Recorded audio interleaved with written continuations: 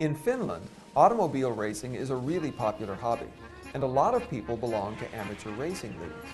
Now, these clubs want the winners to be the best drivers. The actual cars shouldn't make all that much difference. The clubs really want the cars to be, well, junk.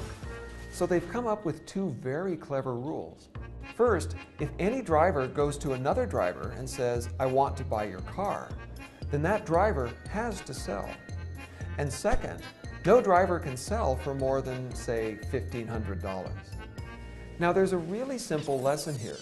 Walk up to someone and point to something and say, "I want that and you can't stop me," and that person can't create wealth there anymore. Any wealth that they try to create will just be taken.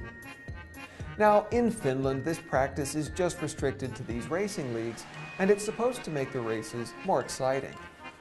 But imagine the devastating poverty that would be created by plans like this for people's homes, or their farms, or their businesses.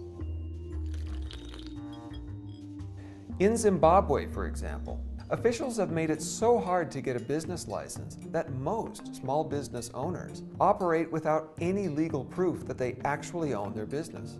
So corrupt officials are then free to help themselves to merchandise, cash, the whole store if they want to.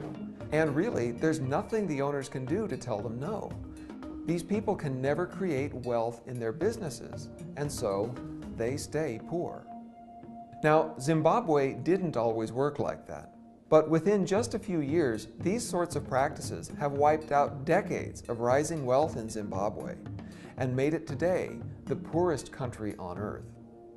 That's because doing less to protect ownership turns out to be a really effective way of creating poverty. In fact, it's so effective that people can actually use it to design poverty with surgical precision. It's easy to think that laws protecting ownership mostly favor the wealthy.